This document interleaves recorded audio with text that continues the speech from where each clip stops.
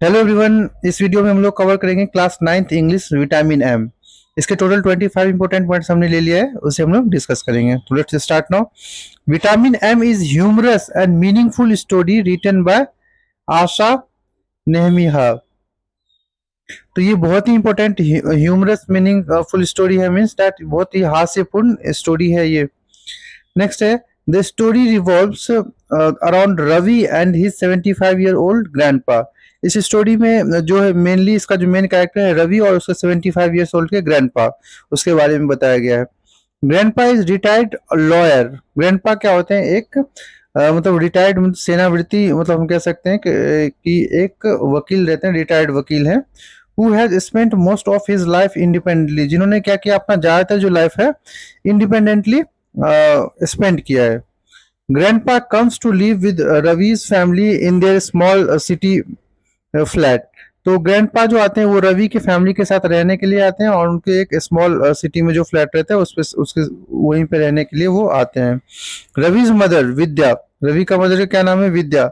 Worries about grandpa's safety because of his age. अब उसकी जो मदर दिव्या रहती है, विद्या रहती है, वो इस तरह से उनको डाउट रहता है कि उनका जो ओल्ड एज आ रहा है तो और उनका जो हेल्थ है उसके वजह से वो हमेशा वरीड रहती है उनकी सेफ्टी की वजह से। नेक्स्ट पॉइंट है हमारा, Vidya believes grandpa has problems with his memory. क्योंकि विद्या को पता है कि उनके जो ग्रैंडपा है उनकी मेमोरी को लेके उनको प्रॉब्लम रहता है, हियरिंग एंड आई साइट, और वो ठीक से देख भी नहीं पाते हैं और सुन भी नहीं पाते हैं, तो ये चीजें उनके साथ थी। She wishes that there were a medicine called vitamin M. और वो जो है उनको पता था कि उनको ये कि एक विटामिन एम करके एक मेडिसिन आता है जो इम्प्रूव्ड हिज मेमोरी, जिससे कि उनकी मेमोरी को इम्प्रूव किया जा सकता है। नेक्स्ट पॉइंट है, grandpa dislikes being the treated like a helpless child. तो इस वजह से जो ग्रैंडपा थे उनको ऐसा लग रहा था कि वो पसंद नहीं कर रहे थे कि जैसे कि हेल्पलेस चाइल्ड की तरह उनको सब ट्रीट कर रहा था, तो इस वजह से वो उसे पसंद नहीं कर रहे थे।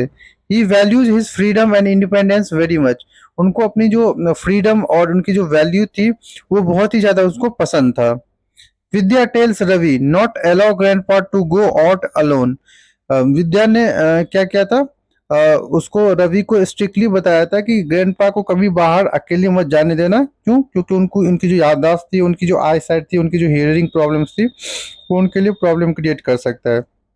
Grandpa secretly goes out get the Tamil newspaper. Grandpa क्या करते हैं, एक दिन मतलब चुपचाप आराम से निकल जाते हैं बाहर, एंड वो क्या करते हैं, तमिल न्यूज़पेपर वहां से लेते हैं। Ravi follows grandpa secretly because he wants to make sure that he is safe. और रवि क्या करता है, वो उनको फॉलो करता है और ये वो देखता है कि ग्रैंडपा हमारे सेफ है, ठीक से जा पाए या नहीं जाए, इसलिए वो उसे उनको पूरी तरह से फॉलो करता है। नेक्स्ट पॉइंट है हमारा, Ravi imagines himself as detective following the suspect.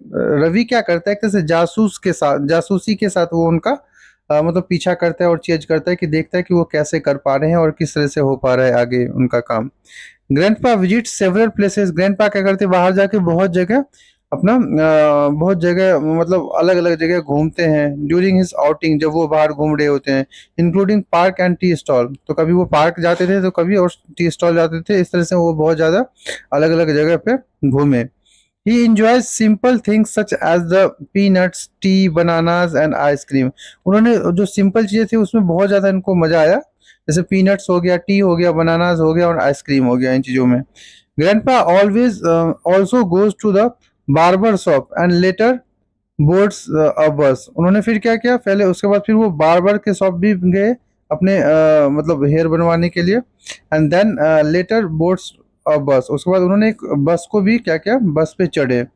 Ravi faces several funny and embarrassing situations while following him. तो इस वजह से रवि इंजॉय कर रहा था और बहुत ज्यादा मतलब फनी एम्बैरेसिंग सिचुएशन से उसने क्या किया, फील किया, जब वो उसको चेज कर रहा था अपने ग्रैंडफादर को, जो वो चेज कर रहा था रवि, तो उसको इन चीजों को फेस करना पड़ा।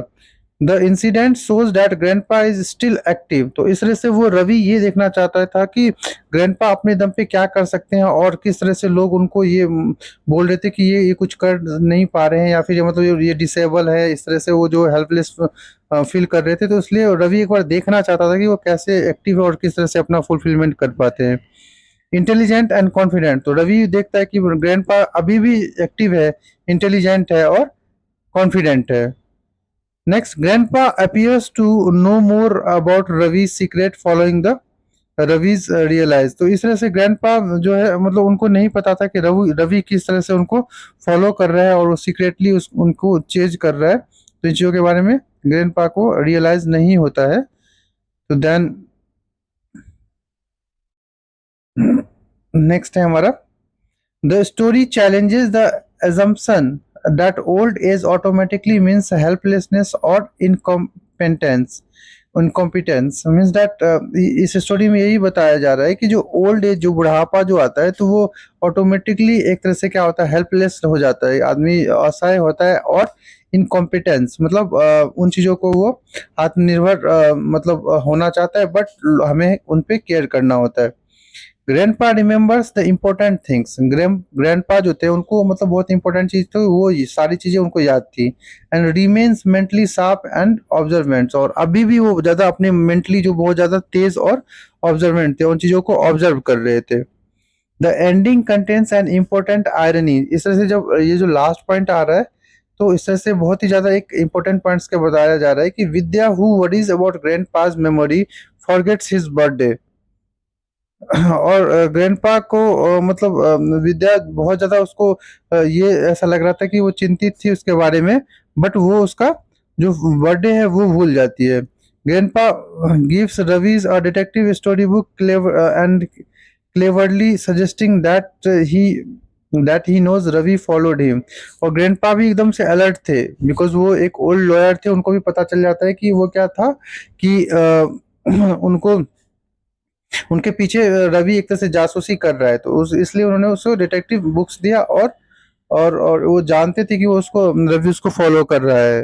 Then the story teaches us elderly people's love respect dignity and reasonable independence rather than the excessive control. तो इस तरह से ये जो स्टोरी है हमें ये सब सिखाती है कि जो ओल्ड पीपल होते हैं उनको लव, प्यार, respect, dignity and reasonable independence देना चाहिए। और इसका जगह कि हमें उनको एक्सेसिव कंट्रोल में नहीं रखना चाहिए, उनको भी फ्रीडम देना चाहिए कि वो भी अपना फुलफिलमेंट कर सके। तो इस तरह से ये जो है टोटल 25 इंपॉर्टेंट पॉइंट्स है। एंड लास्ट पॉइंट है हमारा सेंट्रल मैसेज। तो सेंट्रल मैसेज क्या है यहाँ पे कि वी शुड नॉट जज elderly people by their age, they deserve to be trusted and respect and allowed maintain their dignity and independence. मतलब हमें सिर्फ उनको मतलब उनके एज के अकॉर्डिंग ही उनको जज नहीं करना चाहिए, हमें उनकी जो डिग्निटी है उनको भी देखना चाहिए, उनको भी इंडिपेंडेंस देना चाहिए और उन पे विश्वास करना चाहिए, ट्रस्ट एंड रिस्पेक्ट करना चाहिए। तो इस तरह से ये चैप्टर कंप्लीट होता है। हमने टोटल 25 इंपॉर्टेंट पॉइंट्स कवर कर लिया है और इस चैप्टर से मैंने 25 इंपॉर्टेंट वर्ड मीनिंग्स भी बनाया था। अगर आपने उसे नहीं कवर किया तो उसे भी आप देख लें, क्योंकि एग्जाम के पॉइंट ऑफ व्यू से ये चैप्टर बहुत ही ज़्यादा इंपॉर्टेंट है।